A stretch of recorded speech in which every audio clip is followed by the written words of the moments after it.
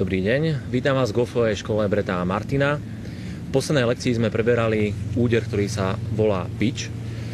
Pokiaľ sa vám nepodarí loptičkou dostať tam, kam potrebujete, to znamená na určený cieľ, pravdepodobne skončíte jednou z prekážok, ktoré sa nachádzajú na ihrisku. Jednou z nich je vodná prekážka. Ako vidíte, vodná prekážka je označená žltými kolíkmi a červenými kolíkmi. Každá z nich má špeciálne pomenovanie. Žltá sa volá priečná vodná prekážka a červená pozdĺžná vodná prekážka.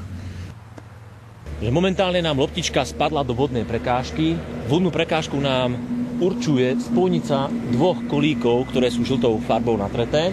To znamená, hľadáme momentálne miesto, kde nám preťala vodnú prekážku. Prvou možnosťou je to, že môžeme zahrať loptičku z miesta, kde sa nachádza.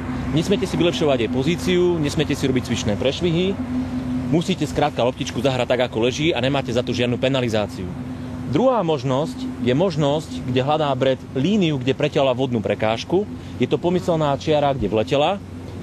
Na jej spojnici medzi vlajkou a miestom, kde preťala vodnú prekážku, hľadá najlepšie miesto, kde by mohol túto loptičku umiestniť.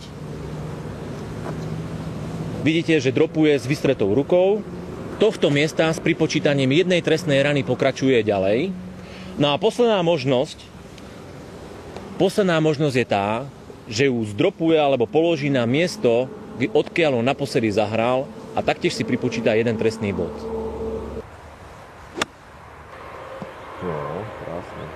Today we were talking about the water hazard, which is designated by the yellow stakes. Next time we're going to be talking about the lateral water hazard and the rule that applies, which is indicated by a red stake. See you next week. Practice hard. Bye-bye.